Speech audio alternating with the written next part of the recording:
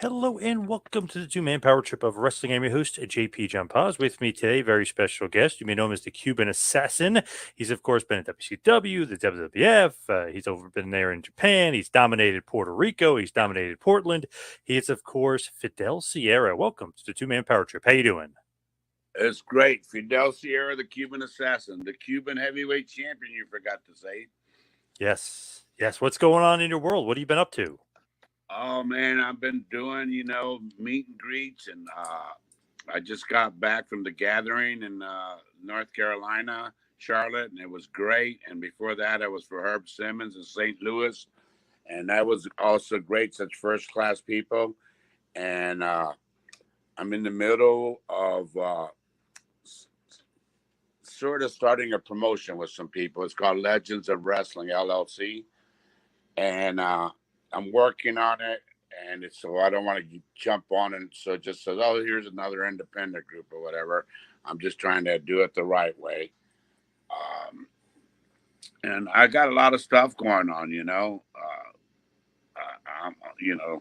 I'm definitely available for a lot of bookings, and like I said, fan fests and WrestleCons, and I got all type of ring attire stuff for sale, and but other than that, man, just living the dream, as my friend Cal Anderson would say. Yes. So what is the Legends of Wrestling? What is that going to be all about? I'm trying to get some shows together, a pro, and it'll be pro wrestling show, and I'll have a few legends there, and and I may wrestle or not a legends match or not, holding the Cuban heavyweight title. I can do that if I want, but I'm trying to put together something different and unique that every nowadays, and I'm not criticizing nowadays. All the wrestling's all about this goo goo gaga high flying crazy stuff and all that. I like to mix it up a little bit of old school wrestling with with the newer generation, and I just want to give the people a different alternative to watch. Yeah. And I'm also in the middle with Ricky Santana, and as you know, was my partner for many years, and Yeah. the Grappler Lynn Denton, and we're trying to get our podcast put together, which is going to be different too. I don't like I like your setup, and my friend has a great setup. Can I say his deal? Yeah. Oh, yeah, of course. My, yeah, my friend, he does Totem Pole Nation, and he's helping me and trying to help me get everything set up too. And they do a great job. I see so many podcasts these days, and there's so many of them, and I'm not on too many of them. I usually charge a fee, and that's just the way it is. But you know, I just like it when they're done really professional. And I see some of them that are done professional, and then there's some of them that just I don't even know how they got to do the podcast. I feel you. That is true, but that's awesome though. You're kind of keeping up with it because it feels like podcasting is the wave of the future here. As far as just I don't know, everybody has one. It Yeah. seems like. Yes, Well, sir. whether that's good or bad, but it seems like everybody has one, right? Yeah, that's the part that's I don't know. If everybody should have one, Right. Yeah. but Definitely not. Yep. yeah. Yep. And I'm also available for bookings, and if they want to reach me at Cuban Worldwide at AOL. See, I'm still AOL. Wow. All they got to do is that or private message me on Facebook, Fidel Sierra. Uh, Eh, I love this business. People say, "Why are you so involved still in the wrestling?" And well, it's in my blood, and I love it so much. And I'll do it, I guess, to the day I die. Being somehow involved in it because I love it so much. And I'm from the old school days, and wherever you wrestle 7 days a week, you weren't guaranteed these giant contracts. I'm glad for the people that are doing that these days, but we had to get in our car, drive 3,500 miles a week or 2,500 miles a week, different if you were in Oregon, you were in a different town every night, and if you were in Florida, same thing. Georgia, Carolinas, everywhere I've been all over the world. Pretty That's the amazing. You're way it still was. doing it, but it's still amazing. You're still doing it, right? You're still wrestling. Every now and then, yes, sir. I'm right now. For 2 years, I couldn't have had they call it a herniated cyst, so maybe caused me to have drop foot. But I've been working out for the last 3 months hard. I'm trying to work out even harder, and I just want to go out every night. Not every wrestle 20 matches a month or whatever, but whoever needs me, I'll be there, and give them 200% because I still can do that. But I'm gonna give you wrestling the way I did it. And I watched some great wrestling matches this weekend, and I said, "Wow." And I like a lot of stuff from today. I'm not going to take nothing away. I think a lot of stuff from WWE is good. Some stuff from AEW, and everybody, uh, they're all trying. So I never want to cut down none of those promotions. You know why? They're giving wrestlers a place to work, Yep. place to wrestle, a place to showcase themselves, a place, and that's what I tell guys at independent shows, or if you ever you want to call it. Just do good, do whatever you can. You never know who's out there watching you, and you never know who's going to call you, and you never know when it's time to go. You be ready and have that positive attitude. Very true. Is there something about today's wrestling that you don't like though? Like that's kind of changed too much from the old school? Because to me, old school still rules. Yeah, I think a lot of the younger guys, and I'm not. Believe me, I wish I could have did all that flying stuff they do, but some of them do. I'll watch a match sometimes, and they do like 20 crazy things, and then they end the match or something. And I've been at shows, and they've asked me, "How was my match?" I'll say, "Well, you did 20 things earlier, and then you ended the match with this that couldn't even come close to what you did for a finish. Wasn't even close to what all those other crazy deals you did." So it's hard nowadays. A lot of people don't do the storylines. They don't grab a hold. They don't try to tell a story. They think just flying around, and that's what cuts it in this business, and it don't. You think the psychology has been lost throughout the years? I think the psychology's been lost to a big extent, but it all depends. I think people can knock Vince McMahon all they want, but if you look at the bloodline stuff they're doing, and you watch some of the girls, I take my hat off to the women in wrestling these days. They can be in the main event, where in my day, the poor women, it was hard. They wrestled so good, and it was hard just to get on the card. And now, look, in any organization, whether it be WWE, AEW, Impact, NWA Pro Wrestling, they all, the women can carry the main event match. And that's amazing to me, because they got it. They're working so much harder, for you to be on the main event, let's say of SmackDown or Raw or AEW, where they had the women's title just switch hands not so long ago. That's not, that's you're following a lot of other people that did a lot of crazy stuff, and you still get a great reaction. I think that's a big plus in your career and match. Any of the women that stick out to you? Oh God, there's there's so many. I think Charlotte Flair and Asuka and all them in WWE do good. I think the new women's champion for AEW, I think she's great. The Tony Storm girl's great. Then I was just with I've seen a girl named Savannah. She wrestles for Impact, and she wrestled. I can't think of the name of the girl, but what a match they had. And I said, wow, those girls just had a wrestling match, but it was an old school style type of wrestling match with some good flying and all that. But it really was good. Definitely different. The women nowadays, they can carry themselves, like you said. They can kind of carry the show, or maybe even a main event. Maybe a lot different from years back, for sure. Yeah, years back they wouldn't have got that opportunity. It was a whole different era.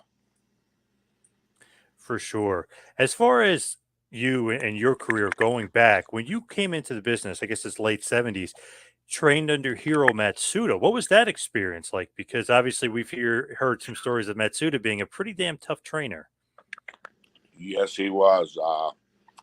I was lucky. See, before Matsuda, I don't. I'm not. When I got into pro wrestling, I got to thank the late Rocky Johnson and his wife, Ada Maivia. She had a big part of it, and the late King Curtis Ayakea. But, and then Hero, when I met Hero, he trained me a little bit before that, but he really trained me really hard when it was time. He got me to go into Japan, and I was teaming with Andre the Giant against Inoki and Sakaguchi, and now you're talking about Hero with man, and he had me in that ring, and he was showing me how it was going to be a lot harder in Japan because I got there and I'd see guys that didn't, I knew what I was going to do when I got there. And I seen guys that would get killed by these Japanese wrestlers, and I'd say, if you all do not try to fight back and do they're going to just kill you the whole tour. They're going to beat your ass every single match, every night. So, but I was so lucky in Japan. I got to wrestle like he was like the number 2 kickboxer, Maeda or something, Hmm. uh, Yep. in Japan. But the best deal is that I teamed with Andre. We wrestled Inoki Sakaguchi. Inoki liked me. I wrestled him all over Japan. Great matches.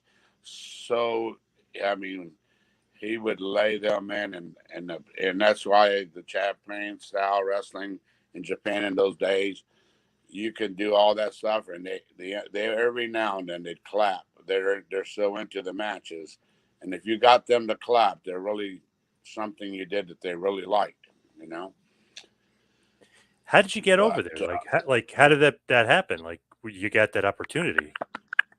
well, through Hiro Matsuda, I went there at least 5 to 7 times through Hiro Matsuda for New Japan Pro Wrestling, if not more. And then I went for Tenru's. At that time, it was called War. Yep. And I went for Wings, IWA Wings, which was owned by Victor Quinones. God bless his soul. And I've been so lucky, and I wrestled for every one of those companies. I wrestled Chris Jericho for Tenru and War, and I've had my great runs. People say, "Oh, you never," I said, "You know what? I beat Ric Flair in Oregon. It wasn't for a title match, and then I got a title match against him because that's the way it was back then. And then we did our hour draw, and it was great, And I got the wrestle Hardy race, and I knew what it was like. Each one of them were different characters, you know. Team with Jack and Jerry Briscoe. God bless Jack Briscoe, one of the best world champions ever. We had 6-man tags around here in Florida. Uh, the it was like getting a college education in pro wrestling back then. What was it like wrestling Flair? Because obviously you said you had to wrestle him multiple times, but that's awesome when the champ comes into the territory. I mean, it's huge that you have the honor of wrestling him. Yes, that because at that time I was doing a character called Top Gun that I created. You know, and he came in. I had a non-title match with him, like in Eugene, Oregon. I beat him 1, 2, 3, right in the middle.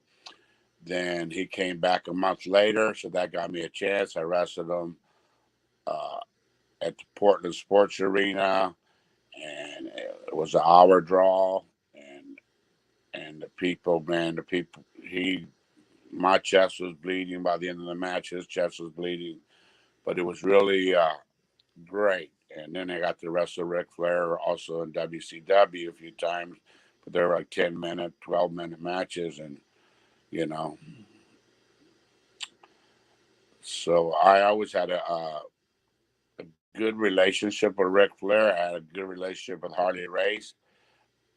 They knew if they were wrestling me that they weren't going to get hurt, or I wasn't going to get hurt by them, unless I was stupid and tried to take Harley Race down or something. Right. But so it's unique, and just it was, I guess, lucky. I got to wrestle them all, from Steamboat to the late Jay Youngblood to so you Buzz Sawyer. You just I can't name so many of them that I got in the ring with. When you were having that feud with Flair, a little mini feud, you wrestled him a few times. Who gets the idea of like that you're going to have that hour-long draw with him after you pin him? Is that Don Owen like giving you the big push? Well, yeah, I was the top. Yeah, I was the top baby face at that time. I was uniquely in Portland, Oregon. I wrestled under three different characters and held every title. So I was like the Northwest champion. So automatically being the Northwest champion, you're first in line to get a world title shot. And so then it was I was there when Playboy Buddy Rose was booking. I was there when Rip the Cripper Aller was booking, and I was there when Lynn Denton the Grappler was booking. But Don Owens, it was Don Owens' decision. Let's put it that way. And Don Owens, to me, was one of the best promoters ever. Payoff wise, treated me so good. And I don't say that because he put me in a main event with Ric Flair. I say it because he was a down to earth, good guy who didn't care about nobody, what any other territory thought. When he gave me these first names, he gave me the name Destroyer, and I said, Don, there's already been a Destroyer. I don't care. This is my Portland wrestling. I can name you whatever I want. Yes, sir.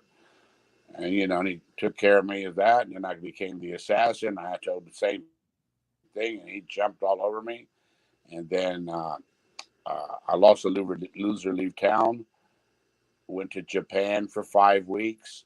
I lost a loser leave town to Playboy Buddy Rose, and that was when the movie Top Gun, the first Top Gun movie, had just come out. And I said, well, I was in Japan. I said I already had that in my mind, and I made the character Top Gun, and I played no no no no no, and it really got over the people. I was doing unreal with Polaroids and merchandise, and just it was unreal. What a great territory. I almost feel like it's like under the radar though for some reason. Maybe because the footage there's not enough footage out there. I'm not sure why. Well, there is. If you go to I know Rock Parsons has got a lot of footage of it. I forget his deals on the TV. I don't know. You go through one of those app TV deals and you can find it. And another guy named Rich Patterson, he got all of Playboy. When Playboy Buddy Rose passed away, Playboy Buddy Rose's wife, Buddy would record every single Portland wrestling match. Uh, and when he passed away, she had all the tapes and she gave it to this Rich Patterson. So a lot of the stuff that you're seeing that you find on YouTube or whatever, is because the Rich Patterson somehow gave it to somebody. And then Barry Owens gave Rock Parsons, that Don never saved his library, of Yep. wrestling. And so then a lot of people, like I said, got a lot of that footage from Rich Patterson, and then they got it down from Rock Parsons. And if you go to, there's a certain, I don't know if it's uh, one of those main TVs where you look at old classic matches. Rock Parsons has Detroit wrestling matches, stuff that Vince didn't buy, you know, Yep. or didn't get his hands on. Didn't get to get. Yeah. Yep. Yeah. How was And like the then Don he didn't get because Don Owens, and like I said, didn't save a library. He used that same tape over and over. yeah, recycle those tapes, right? Back then? Yeah, man, it's like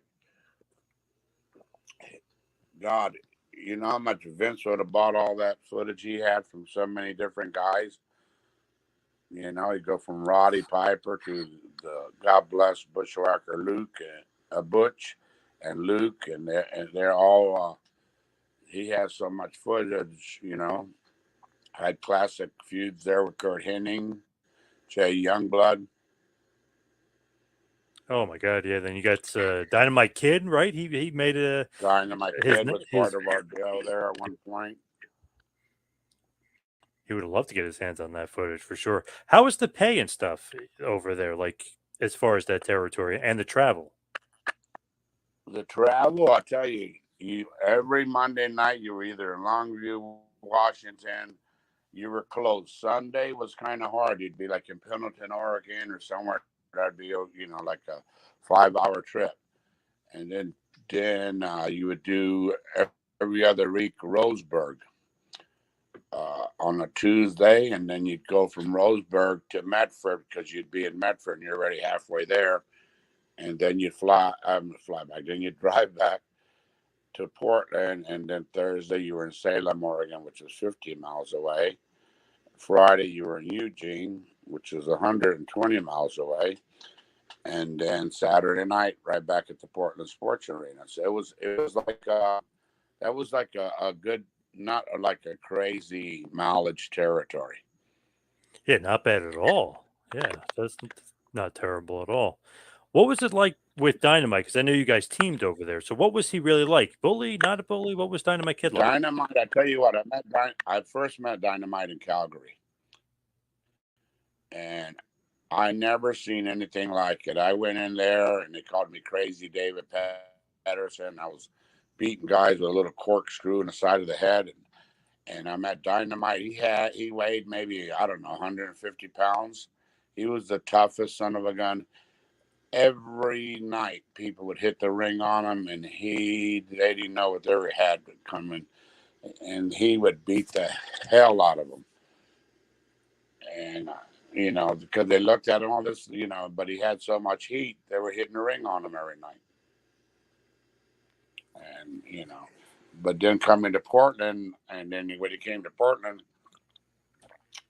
we were part of Rip Oliver. I was part of Rip Oliver's clan for years, and then we had Dynamite come in, so we made him part of the clan. And he had his feuds with the late Kurt Hennig, which Kurt Hennig's first sellout in Portland was against me as the Destroyer.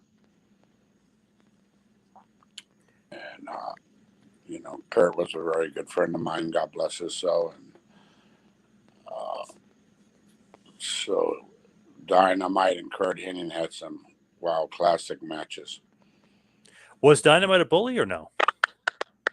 Not really. I don't consider him a bully. Did he know how to handle himself? Heck yeah. You didn't want to, mess up with him.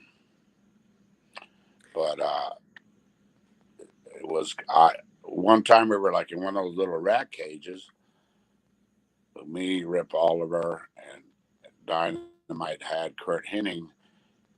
Man, and Dynamite just and this looked little rat cage. Little rat cages that they put you in. Well, this was it looked like a cell, a jail cell. It was made of steel.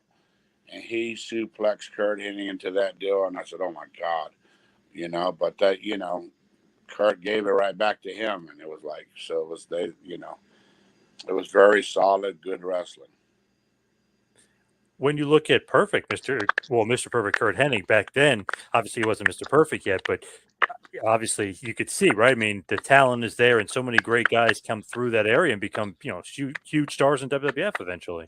Yeah, and I told Kurt Hennig back then that I said, Kurt, you don't realize it, because he had gone to Vince, did a few shows, and came back. I said, Kurt, you're here in Portland, you're just being groomed for Vince. And he'd look at me like, sort of like, yeah, sure. And then look, what a run he had. Oh man, Was he a big ribber back then? That's always when people always say, "Oh, the guys like, oh, he We ribbed me all here, were ribbed big me here." ribbers. You know what? I used to tell Kurt Hennig would rib me, and we all ribbed each other. And Dynamite was a ribber too, but uh, Kurt was best at ribbing, and he'd go because Mr. Fuji in New York, he was the biggest ribber of them all, and he'd do some crazy ribs. And so Kurt came, and he'd go, and I'd say, Kurt, I know you had to be the guy that tied my pants in a knot or whatever, or did this. No, no, sounds like investigation for Mr. Fuji. You know, and I said, right. You Yeah, know, and, I always love to hear those rib stories with him, where he'd have the other person convinced it wasn't him because he was so much like, "All right, we're going to find what happened to this guy's bag. We're not leaving the locker exactly, room until you did it." But it was exactly. him that actually did it. Yeah, Yeah, yeah. You know, and then I was lucky Ricky Santana, who we teamed up all over the place, and here in Championship Wrestling Florida, held the belts together, and when he came to the Northwest, held belts together there, but yeah, man, I seen Kurt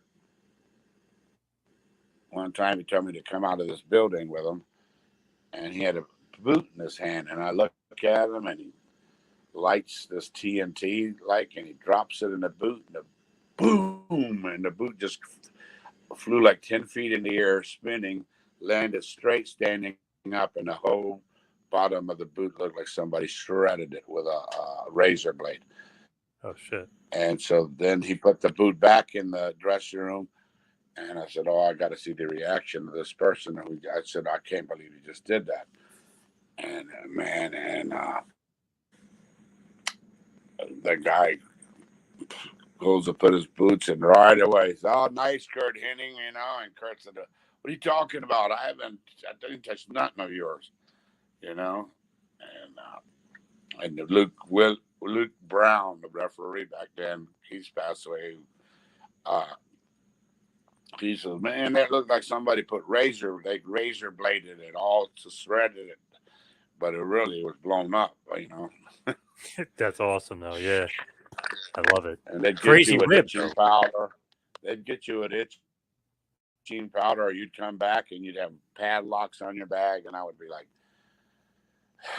so I got to the point where this is what I would do. I would know, maybe I was in a couple of those ribs with Kurt Hennig, but what I would do is I automatically put a padlock on my bag that I had the combination to. And I would go, "Oh, that's nice. Who did this?" Because I already knew that like 10 other bags got locked up, and it wasn't all. Maybe I did one of them, and Kurt did the other 8. But and everybody'd come back, and they would be so ticked off. So then, with the referee, like I said, Luke Brown, he ended up getting bolt cutters, and he was cutting the boys' locks off their bag for $1 a lock. Smart.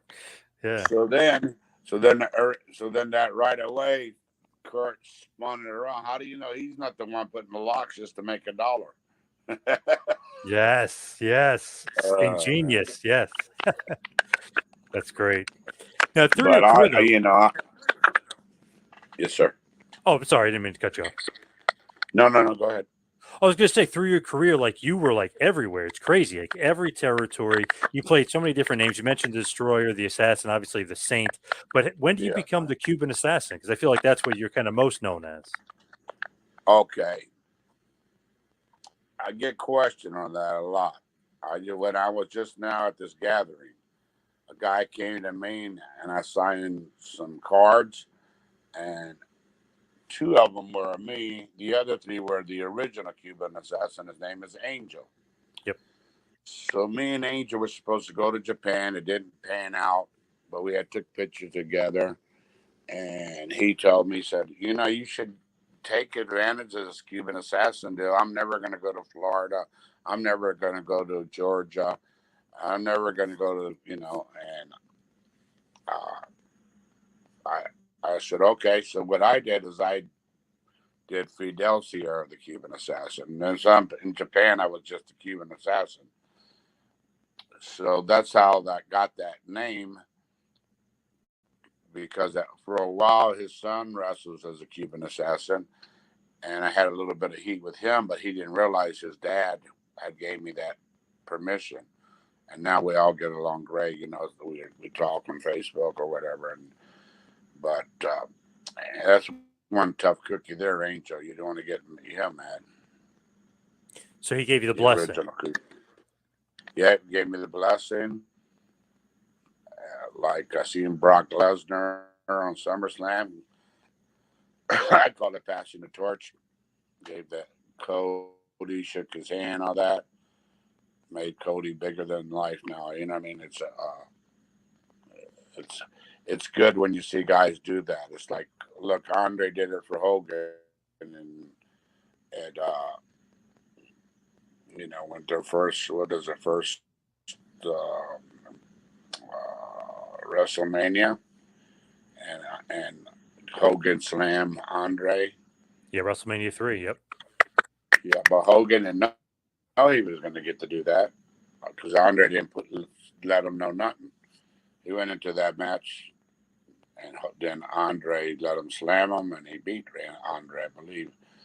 And that was like passing the torch to Hogan. And look at Hogan, and a lot of people don't like him. And I've always gotten along so good with Hawkster and Jimmy Hart and all that. They've always been so good to me that I can never say anything bad about them. Jake the Snake Roberts once told me, if you don't like Hogan, you don't like making money. So I kind of believe true. That is a true story. But no, but why? I look at it this way: Hulk Hogan always seen me.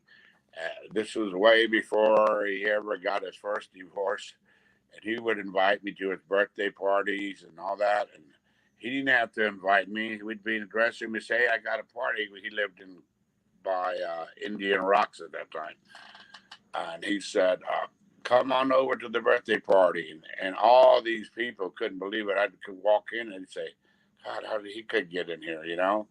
But because Hogan liked me, you know what I mean? He didn't, he gave me a personal invitation from me and my wife, and I always respected him for that.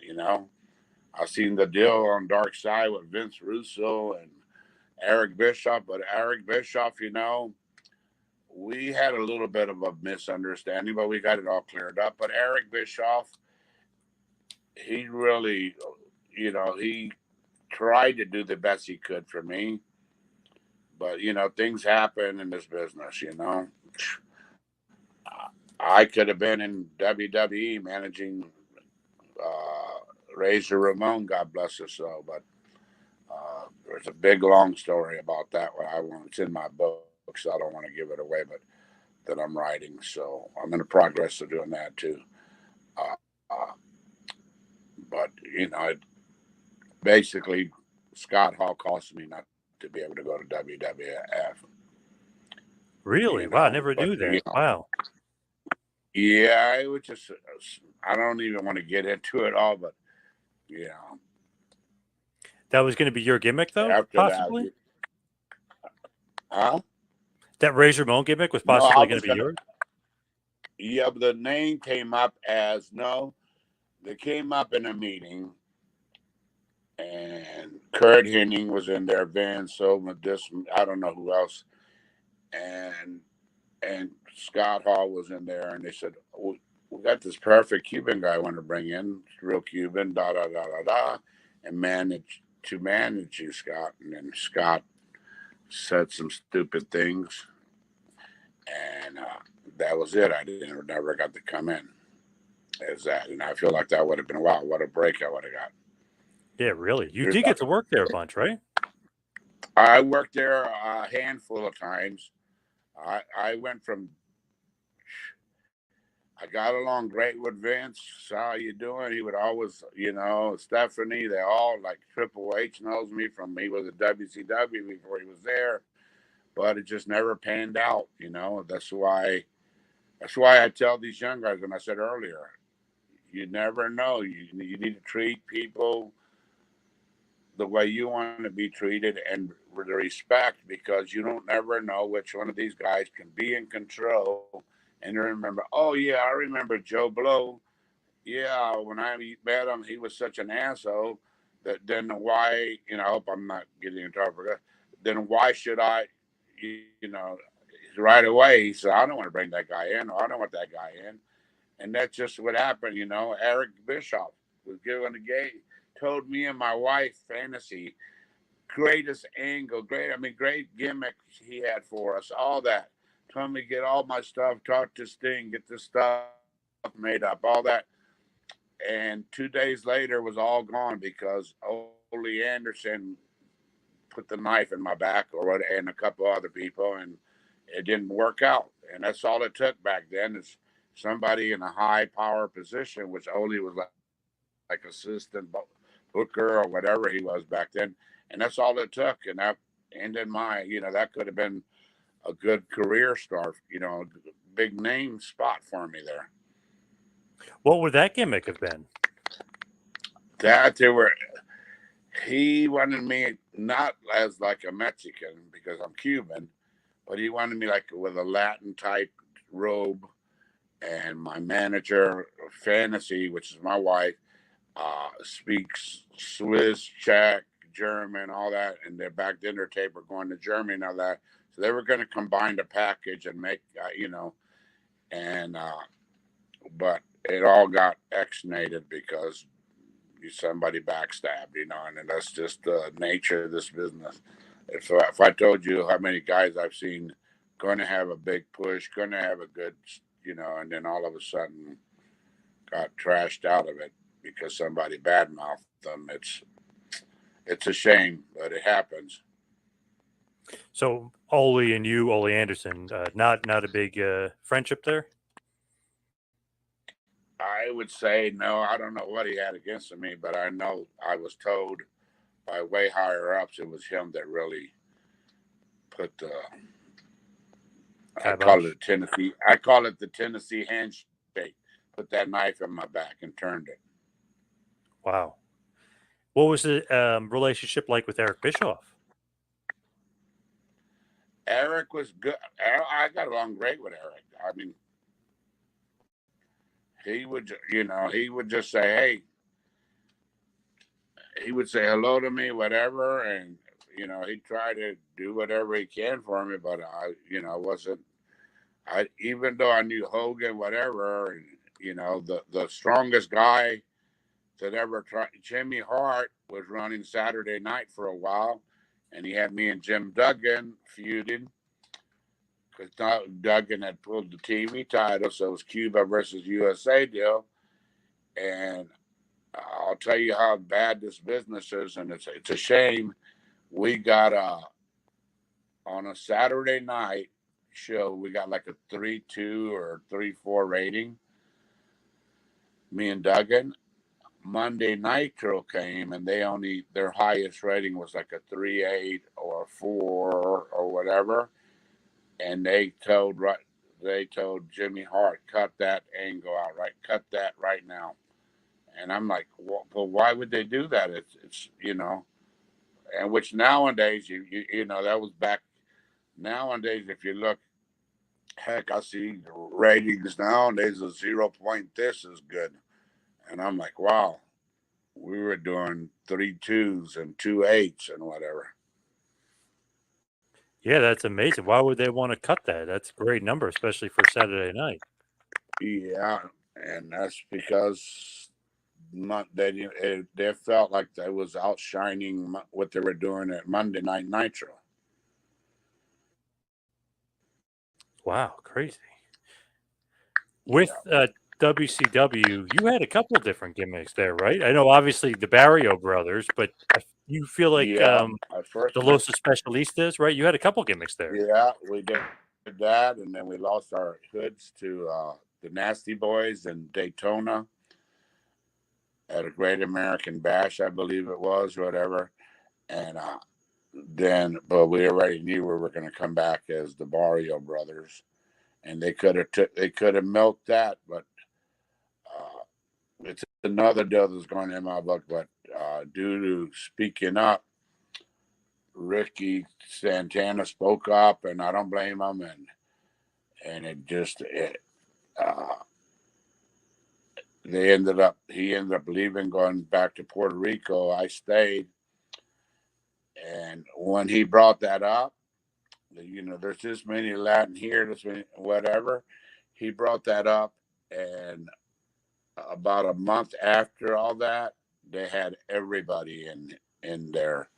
They had Conan with all his, in Oh, the Conan. LWO. Yeah, they actually brought that back Yeah, recently. Yeah. Yep. yeah.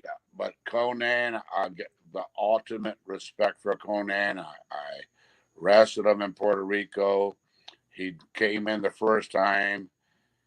I don't know if they were doing a test on him, but they had me beat him. But then he beat me all over back.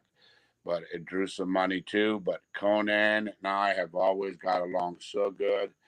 And let me tell you something, that guy is so sharp.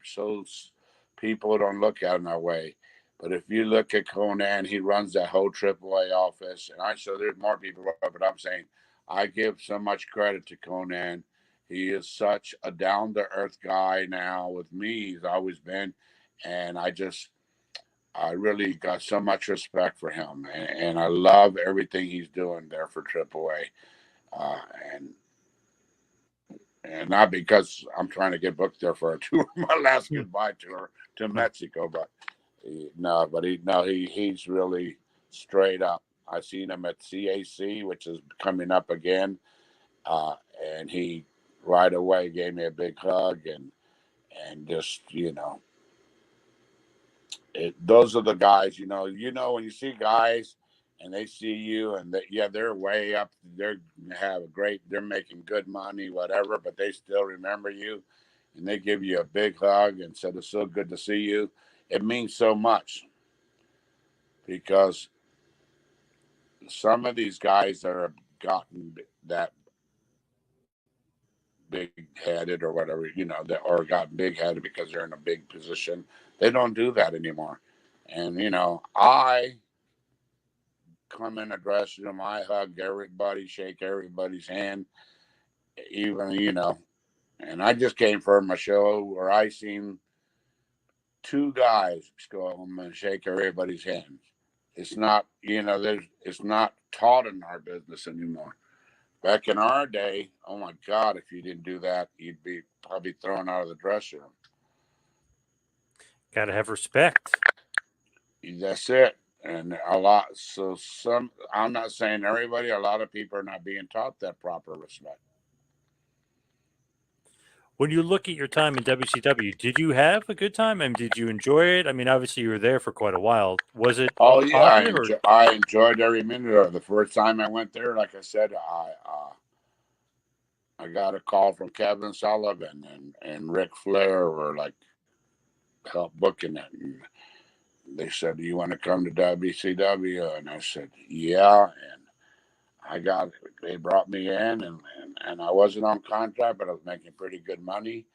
Um, and then from there, it went on to Here Come El Gigante. And so they had me with El Gigante traveling everywhere.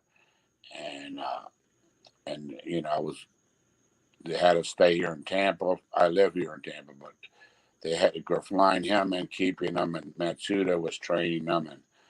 And Matsuda, God bless his soul, and God bless the giant El Gigante too. But Matsuda was training him like he was a small guy. Then I was the guy they would put me in the middle. They'd say, "Well, why is this giant not improving? Why is he can't do this?" And I say, "Well, cannot say this because I wouldn't want to say bad against Hiro Masuda, but the giant's being trained like a regular sized wrestler. He's not being trained to give the big boot. He's not being trained to throw the guy and the guy goes flying. He's not, Yep. And so I took 12 suplexes from him That can't be one fun. time. My hero was trained 12 suplexes and just an empty Portland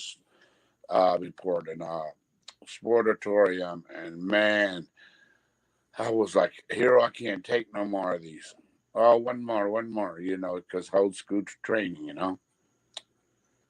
Do you think he just wasn't cut out for wrestling, or did he have to have the right training? Or I mean, he's a basketball player in essence. Well, I think later on he got better training because we went to Atlanta, and then uh, Jody Hamilton, all them were training him a little bit, and um,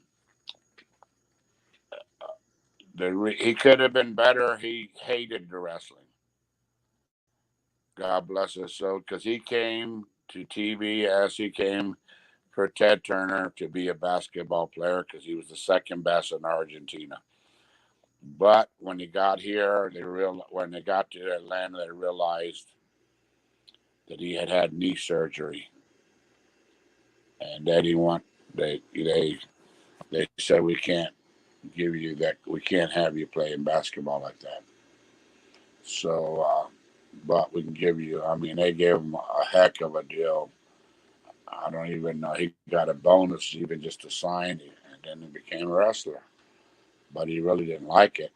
I mean, he got by, but it wasn't in his heart like it is in my heart or certain people. Yeah, it's one of those things where he's almost like too big. I know he's skinny, but he's just like too big to move around that well. For wrestling, that is. Yeah, for wrestling wise, yeah. For wrestling, yeah. I mean, basketball is one thing, but for wrestling, I know it just wasn't his thing. I mean, he looked like a monster, looked like a beast, and obviously taking moves from him sucks. But he just, I don't know, he just didn't cut it. That's true, very true. And You also played the terrorist, right? In WCW, so you played yeah, another gimmick as well. terrorist, and then when all this stuff happened all around, and I got to TV one day, and they said you can't be the terrorist no more. And I said, what? They said no. The TBS they won't allow it with all this stuff going on with terrorist people and blowing stuff up and all that. And they think they don't want, they're getting the wrong kind of heat for the station. So then I went from the terrorist to being the Punisher or whatever. I had so many gimmicks. Hmm. You name it, I've been almost every gimmick. I'm like, Hey, as long that's as why it I can keeps you write like around. 3 books. That's why I'm gonna write like 3 books, because I got so much stories and so many good things, and just. Hey, it keeps you around, right? WCW. I mean, if they're gonna I did, keep paying yeah. you. Are you kidding? And then I'll tell you that, you remember when uh, Sting was wrestling the Black Scorpion? Yes. I don't know if you're back in the day. So, Yep. Around 91. Yep. well, 90, the 91. Yep. originals, yeah, the original Black Scorpion was, I believe, Al Perez, and then something didn't work out there. So I got to a few towns, Charleston, South Carolina, and it was packed. And they said, "You're going to be the Black Scorpion tonight in the main event." And I'm saying, right away, I said, "Well, I wish I was getting main event money." Yeah. Yep. And I went out there and we tore it up, me and Sting. But it was like, you know, yeah, I'm glad I got to go out there and work Sting in the main event, but I didn't get rewarded for it. I still got the same pay that I was going to get anyway. That's amazing, though. You played Black Scorpion. I didn't even realize that. Just few times. There was a few times that certain people didn't work out, so I always knew they had me there. Did they ever tell you, like, hey, it's going to be Flair in the end, or they never told you guys about, the end angle for the Black No, Scorpion? they never told me that. No. Yeah, it was interesting with that angle. It kind of was like they kind of almost were teasing it with somebody else, and then they didn't ever really came Yeah. through with anybody. And then they finally, like they did, like with Flair, you're saying at the end, I didn't even realize that Flair did that at the end. Yeah, But he was the end, but you could tell it wasn't supposed to be him from the beginning because they kept teasing all this stuff, and none of it made sense yeah. for Flair. Yep. Yeah. You also worked ECW as well, right? A bunch. I did a bunch of shows for them. Yeah. Man, you worked everywhere. Yeah, I did a bunch of stuff, and my manager, my wife Paula, she managed me. here in Florida area when they would come in, and uh, they would let you get on the mic. Another example, we weren't on their TV on a regular basis. We got on the mic, and the whole people were into it. You know what I mean? They were screaming, "She's a crack whore," da da da. You know, and they were, oh, you know how that's ECW fans are outrageous. And I said, because then all I do is get on the mic for 1 minute, and then that's all. And then they seen that reaction, and on the third, they were here for 4 or 5 shows. By the third show, they said you can't get on the mic no more. And I'm like, why? And they said, well, you know, Paul Lee don't want it, or somebody didn't want it because you're getting more reaction, and you're not even on our TV. Wow. I said, okay. What was the kind of relationship with Paul? Did you have one or no? No, he was always nice to me and all that, but you know, he probably looked at it just like that. Here's a guy that's, you know, he's on here. He's Fonzie's brother, you know, uh, and we got him on here, and he's getting more reaction than this guy or that guy, and that we're featuring, and why, you know, so we can't have him get on the mic no more. Hell, I would have been saying the heck of putting him on the mic. Give me a little contract or something. Is Fonzie the one that got you into ECW to begin with? For those shots, yeah. It's funny story, Fonzie. I helped him out. Uh, we're brothers, but now we're not really blood brothers. Everybody thinks we're really blood brothers, but it's because from the time he was 12 and I was 14 anyway, we were friends, and we got into, and I took him with me to Dallas in 1978 when I went. Then he wrestled I did some stuff for the Funks from Dallas. They sent me there for some shows, and Fonzie went with me, and Fonzie managed refereed a match with the original Sheik, you know, Eddie Farhat, Sabu's uncle, against Terry Funk. And then Fonzie was a referee, and original Sheik came to the ring with a big snake around his neck. And Fonzie, I said, Fonzie, I never knew you were scared of snake. He said, no, baby, I was just selling it, daddy. You know how Fonzie is. I was just selling it, daddy. You know, and I said, oh, I love you, bro. You know, but he You guys were cousins. We were really close.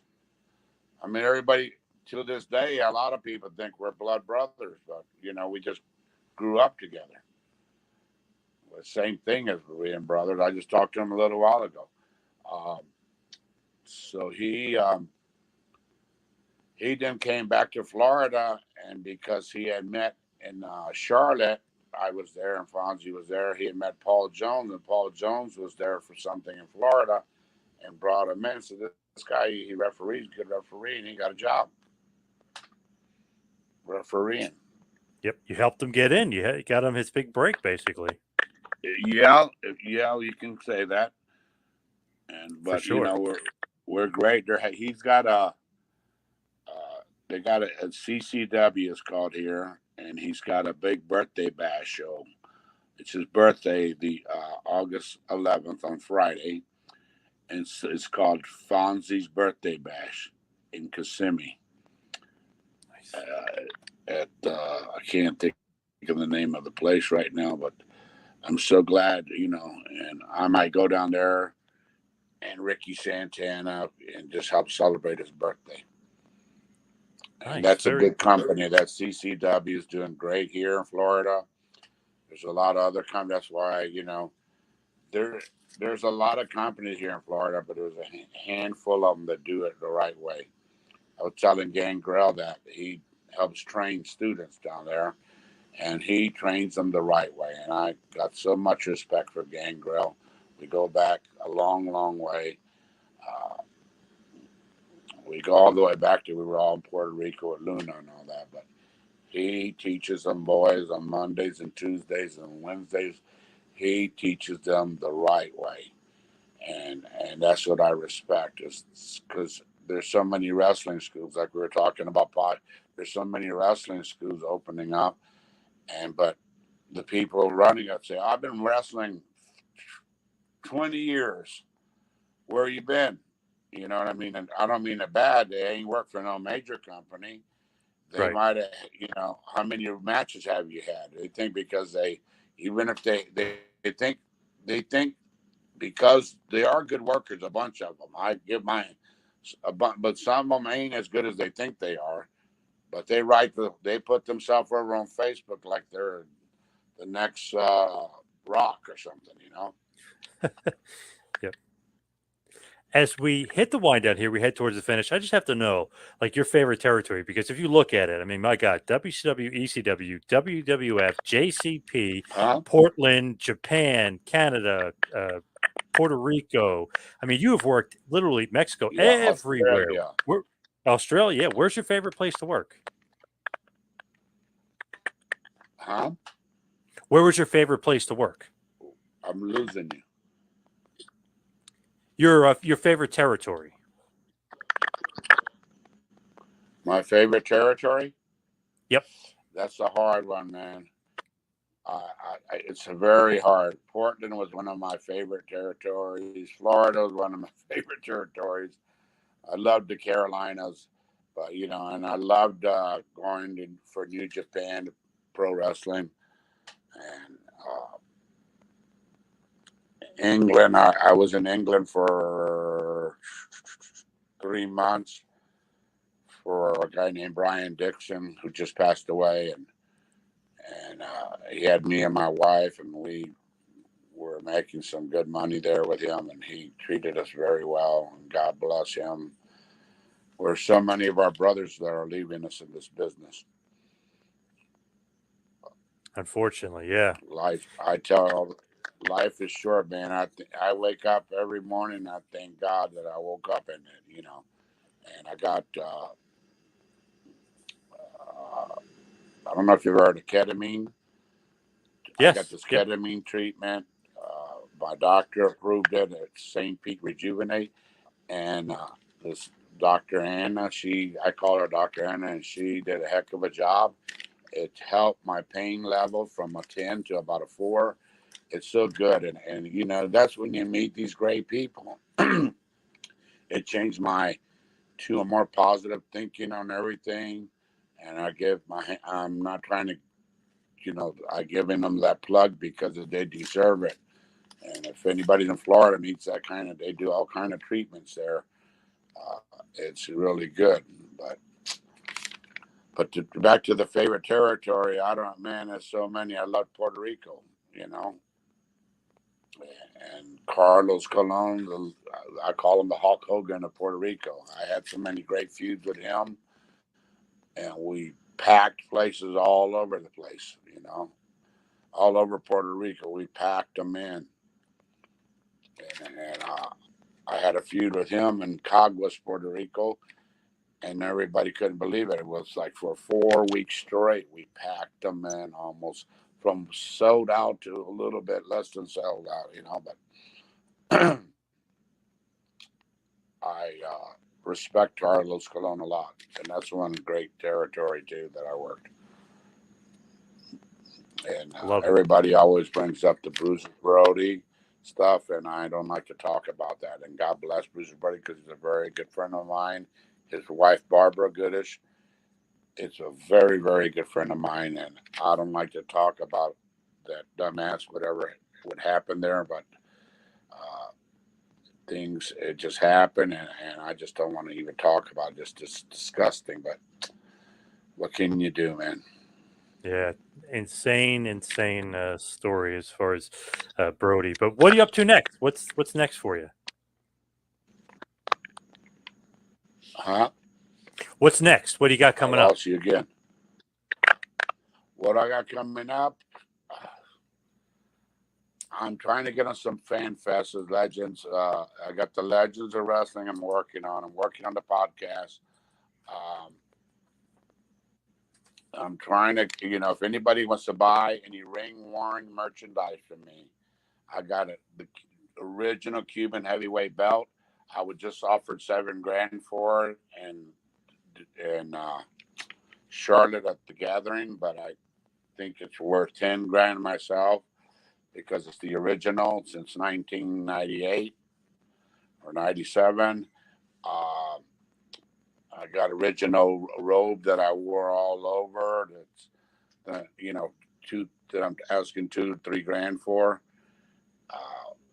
I got another robe, and I got I got so much merchandise. If anybody wants or interested in any of my merchandise, just contact me to Cuban Worldwide at AOL.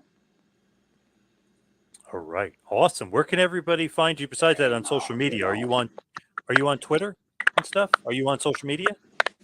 No, I need to get on Twitter. It's called X now, ain't it? Yes.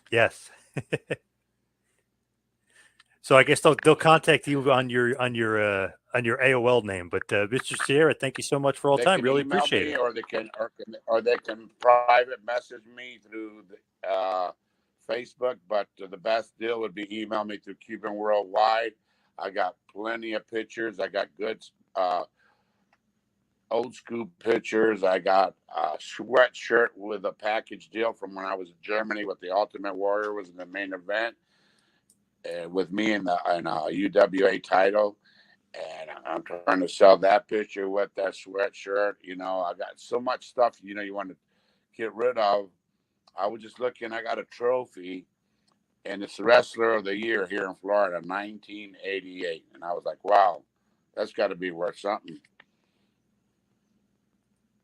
Definitely, for sure, definitely. But Mr. Sierra, thank you so much for all the time. Thank you for watching the Hannibal TV. Please like this video if you enjoyed it, and